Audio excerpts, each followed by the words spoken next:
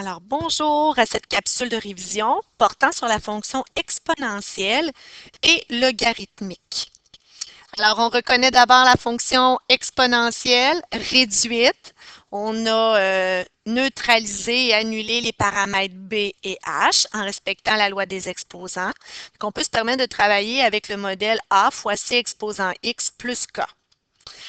J'aimerais vous rappeler que k correspond finalement à une asymptote horizontale. Hein? Donc, la valeur de k va correspondre à une asymptote horizontale. La fonction exponentielle possède une asymptote horizontale. Le paramètre a va toujours correspondre à une valeur initiale avant de voir soit la croissance ou la décroissance de la quantité.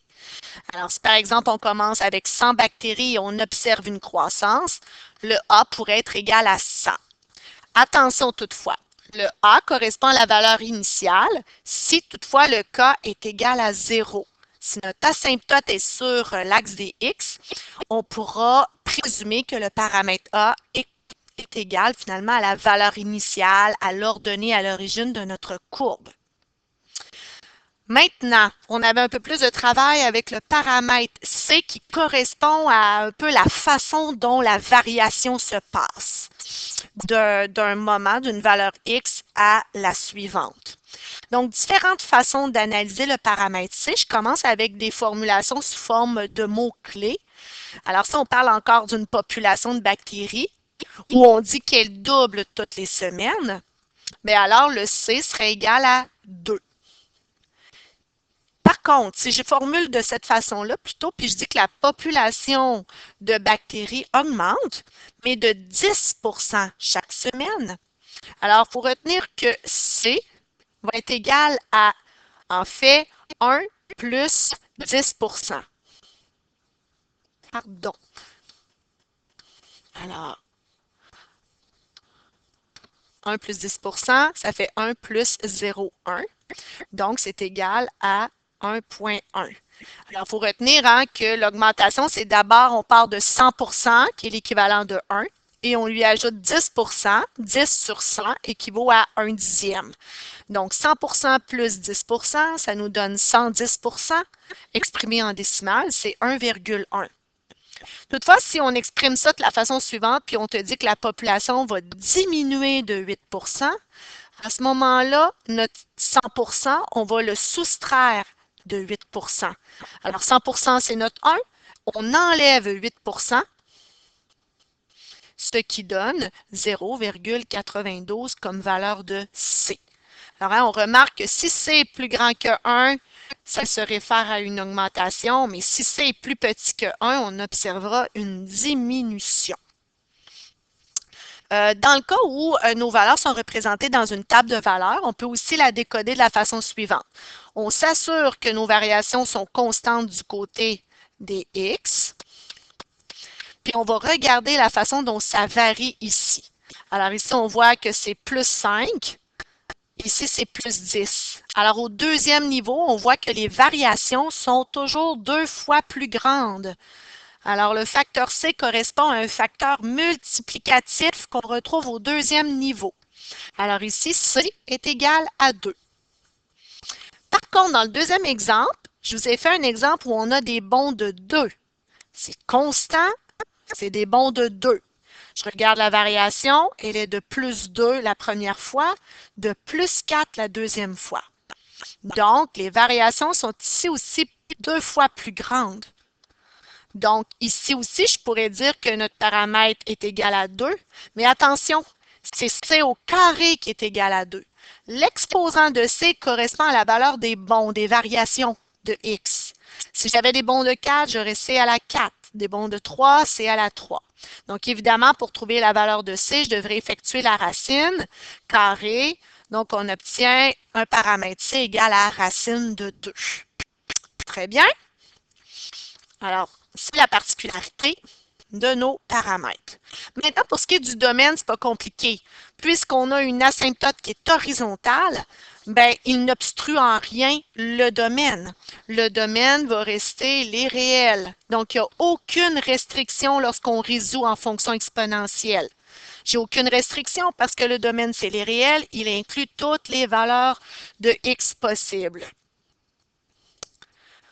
Au niveau de la résolution, ben, je vous mets en garde. Alors, pour résoudre une fonction exponentielle, on doit chercher une valeur d'exposant. Et pour chercher une valeur d'exposant, on doit se référer à l'opération logarithmique qui nous permet de le faire.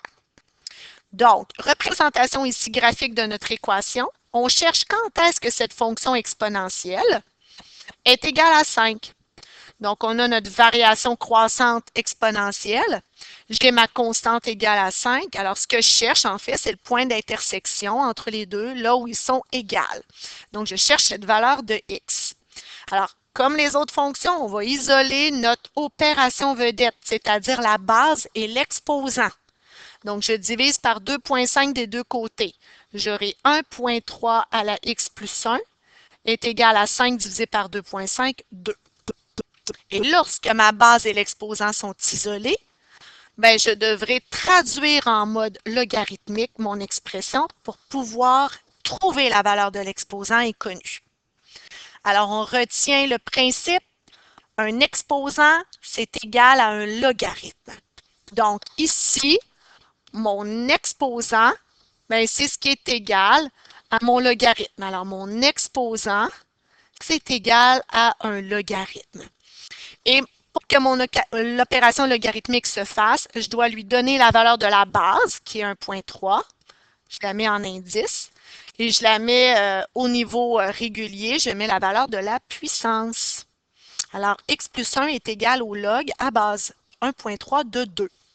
Pour effectuer mon logarithme ici, je dois me référer à une propriété qui dit que lorsque la base n'est pas 10 ou e, ben, pour le calculer sur la calculatrice, je dois faire le logarithme de 2 divisé par le logarithme de ma base. Alors, x plus 1 est égal au logarithme de 2 divisé par le logarithme de 1,3.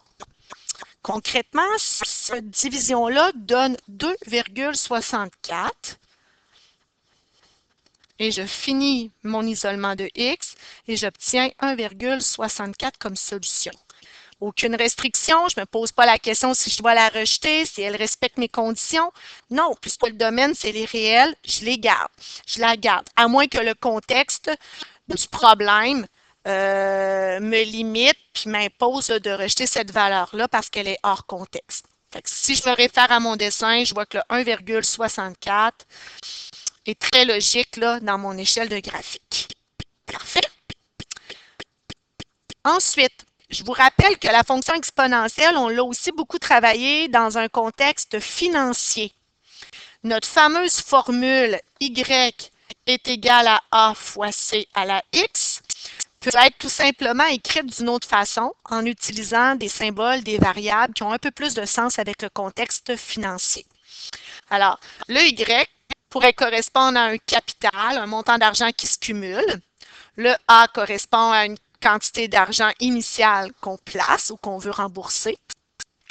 Le paramètre C qui marque la variation correspond à l'effet du taux d'intérêt sur le montant placé. Puis l'exposant correspondra à la durée de ce placement-là, en fait. Ça, vous aurez à pratiquer des exercices là-dessus. Peut-être que la petite chose qui bloquait, c'était l'interprétation du taux d'intérêt ici. Alors, il y avait différentes formulations possibles. Par convention, le I correspondra au départ à un intérêt annuel. Donc, si l'intérêt n'est pas annuel, je devrais ajuster mes paramètres, mes variables dans cette règle-là. Alors ici, si je dis que le taux d'intérêt annuel est de 3 bien, le I qui est ici, bien, il est égal à 0,03. Hein? La valeur d'intérêt est toujours exprimée en décimale. Donc, ce serait 1 plus 0,03. Et mon exposant serait des années, hein? Puisqu'ici, je parle d'intérêt qui est versé à chaque année. Par contre, parfois, le modèle de placement propose un intérêt annuel, mais qui va être partagé dans des plus petites périodes de temps. Alors, le taux d'intérêt annuel de 6 pourrait, par exemple, être composé mensuellement. Alors, au lieu de verser l'intérêt une fois par année, on va prendre l'intérêt annuel et on va le partager en valeur de mois, puis on va les calculer sur le placement à chaque mois. Alors ici, le taux d'intérêt, ben oui, il est de 6 mais dans mon calcul, je vais utiliser le 12e de 6 parce qu'à chaque mois, on va verser le 12e de l'intérêt annuel. Donc, on pourra faire le calcul puis trouver la valeur équivalente. Mais ce qu'il faut retenir aussi, c'est que l'exposant sera en mois. Alors, pardon. Alors, l'exposant sera des valeurs de mois. L'exposant, le N et le I, doivent toujours être dans la même unité de temps. Ici, mon N était des années, puisque j'ai utilisé un taux d'intérêt annuel dans ma fonction. On pourrait aussi te donner comme valeur tout de suite l'intérêt trimestriel. On ne donne pas l'annuel qui est composé trimestriellement, mais on pourrait tout de suite te dire, écoute, l'intérêt trimestriel est tout de suite de 12 Donc, à ce moment-là, tu pourras travailler avec 12 mais ton N va correspondre à un nombre de trimestres parce que l'intérêt utilisé, c'est un intérêt trimestriel. Si on avait dit intérêt annuel de 6 composé trimestriellement, il aurait fallu que mon 6 je le divise en 4 parce que j'ai 4 trimestres dans une année. Et mon N aurait été des valeurs de trimestre. Alors, il faut qu'il y ait une cohérence à ce niveau-là. Sinon, ça va assez bien. Hein? Puis on n'oublie pas que pour résoudre, on passera aussi par l'opération logarithmique. Alors, en pratiquant, vous allez voir, c'est les concepts que vous allez retrouver. Alors, merci, à la prochaine capsule.